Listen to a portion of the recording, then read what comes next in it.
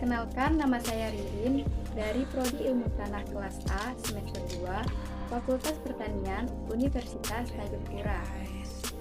Kali ini saya akan membahas tentang tanah terkait dengan materi dasar-dasar ilmu tanah yang telah saya pelajari.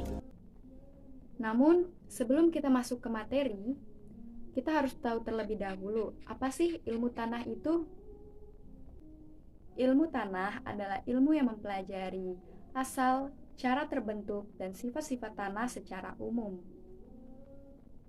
Ilmu tanah sendiri terbagi menjadi dua istilah, yaitu pedologi yang mempelajari tanah sebagai bagian dari alam yang ada di permukaan bumi yang menekankan hubungan antara tanah dengan faktor pembentuknya, dan edopologi yang mempelajari tanah sebagai suatu alat produksi pertanian yang menekankan hubungan antara tanah dengan tanaman. Jadi dapat kita simpulkan bahwa perbedaan antara pedologi dan edopologi ini terletak pada hubungannya. Kalau pedologi itu hubungannya antara tanah dengan faktor pembentuknya, sedangkan edopologi ini hubungannya antara tanah dengan tanaman. Mengapa tanah perlu untuk kita pelajari? Tanah mempunyai tingkat kesuburan yang berbeda, meski iklim dan faktor lingkungan lain seragam atau sama. Banyak faktor di dalam tanah yang berpengaruh terhadap pertumbuhan tanaman. Karena itu, tanah perlu untuk kita pelajari.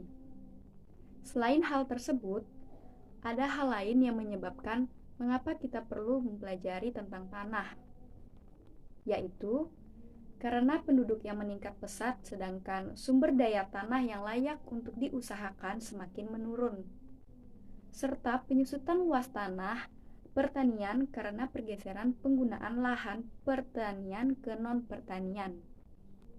Kita masuk ke dalam pembahasan materi. Apa sih itu tanah? Tanah merupakan media tumbuh alami bagi tanaman di permukaan bumi. Tanah juga merupakan laboratorium kimia dari alam, di mana terjadi penguraian kimia dan reaksi sintesis secara tersembunyi. Tanah dianggap tabung reaksi, di mana seseorang dapat mengetahui jumlah dan jenis hara tanaman. Ada beragam pendapat dari sudut pandang atau keahlian yang mendefinisikan apa itu tanah.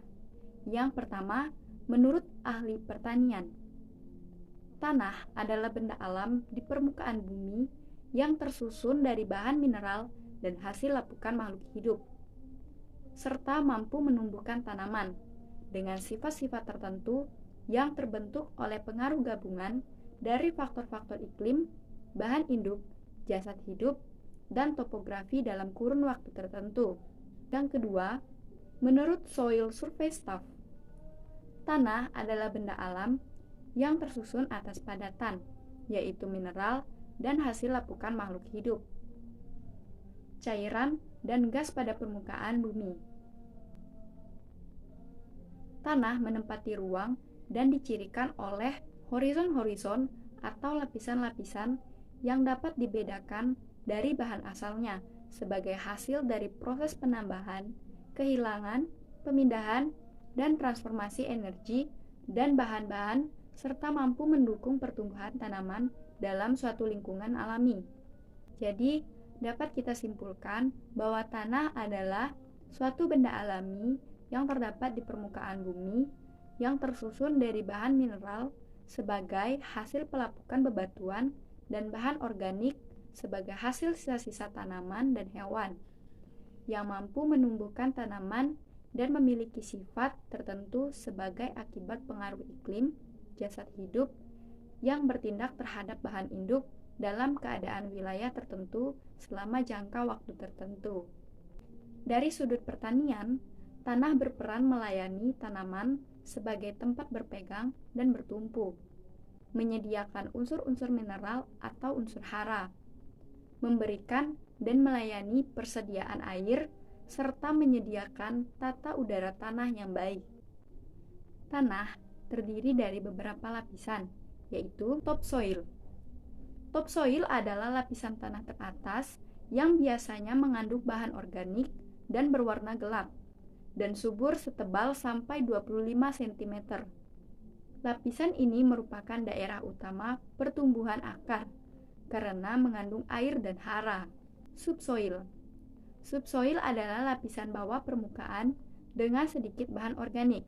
Jadi bisa dikatakan lapisan ini adalah lapisan yang kurang subur dan lebih tebal dari topsoil. Selanjutnya, kita masuk ke dalam komponen-komponen penyusun tanah. Komponennya tersebut terdiri dari bahan organik yang terdiri dari hasil dekomplikasi jasad hidup, terutama hewan dan tumbuhan. Selanjutnya, ada bahan mineral, yaitu hasil dari lapukan batuan. Batuan tersebut terdiri dari batuan kecil, mineral primer, mineral sekunder, dan sesquioxide. Selanjutnya ada air tanah dan udara tanah. Sistem kompleks dan dinamis tanah terdiri dari 1. Udara tanah menempati ruang pori makro untuk pernapasan akar tanaman dan mikroba. 2. Air tanah mengandung senyawa asam dan basa yang dapat menguraikan dan melarutkan mineral tanah. 3. Lempung dan humus sebagai gudang penyimpanan dan pelepasan unsur hara tanaman. Tanah mineral dan tanah organik. Tanah mineral adalah tanah yang kandungan bahan organiknya kurang dari 20% atau kandungan mineralnya lebih dari atau sama dengan 80%. Tanah organik adalah tanah dengan kandungan bahan organiknya lebih dari atau sama dengan 20% dan terbentuk akibat proses penguraian kurang dibandingkan penimbunan. Dalam tanah ini terkandung pH yang rendah serta kandungan hara yang rendah juga, sehingga sulit dalam pengelolaannya. Fungsi bahan organik tanah. 1. Mempengaruhi produktivitas tanah.